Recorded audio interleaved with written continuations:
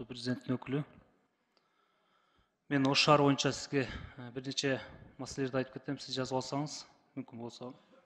Ош шаары боюнча өзүңүз билесиз, азыр мына кыш келип, биринчиден эле ошол Оштогу пробкада, машинанын тыгына. Бунун чечүүчү жолдору көп да, 2-3 жолу бар. Ошонун мен эң негизгиси жолун айтып кетейин. Мына сырттан келген машиналар бар. Баткенге, Ноокатка, Кызылкаяга кеткен бардык машиналар шаарга кирип чыгышат да. Ошондо шаардын ичи 2 саатка чейин пробка болуп калат. Ошону мен айтат элем. Мына Ошко киргенде тыыны бардыгы билет.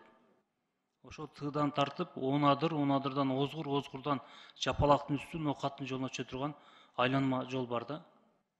Ошону эртерээк ишке киргизе турган болсок, проекттер бүткөн бардыгы Минтрансда бар.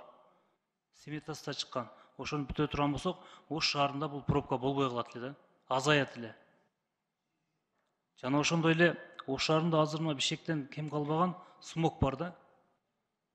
Эртең кышында мындан да күчөйт.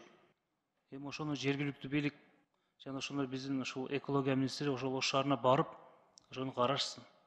Мына шаардын ичинде жеке менчик өзүнүн мончолору бар да, банялар.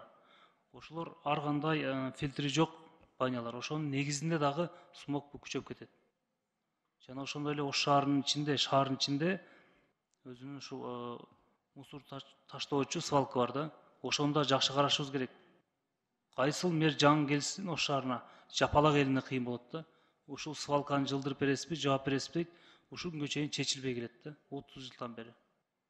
Ошо свалканын түтүнүн ууланып түтүнүнө Жапалак эл жашап келет. Ошону дагы жергиликтүү бийликке мен протокол тапшырып берем, урматтуу президенттин өкүлү Алмаз Акынжан, ушундай эске салып койсоңуз. Жана ошондой эле мен социалдык объекттердин бардыгын ушул 2024 жылга шаардагы 10дон ашык мектептерди жазып киргиздим. Ошондо киргизиңиздер. Жана ошондой эле Ош шаарына акча бөлүп беребиз дегенсиңер, акча болбосо алар эч нерсе кыла албайт. Ошону бөлүп бергиле. 1 миллиард бөлүп беребиз, ушунга чейин бере элексиңер. Берилиш керек. Бул биздин экинчи борбор. Андай кылбасак болбойт. Эми өзүңүз билесиз. Ош шаарында көйгөй көп, бирок чечүү үчүн акча керек. Акча маселесин биз республиканский бюджеттен чечип бере албасак, эч нерсе чечилбейт.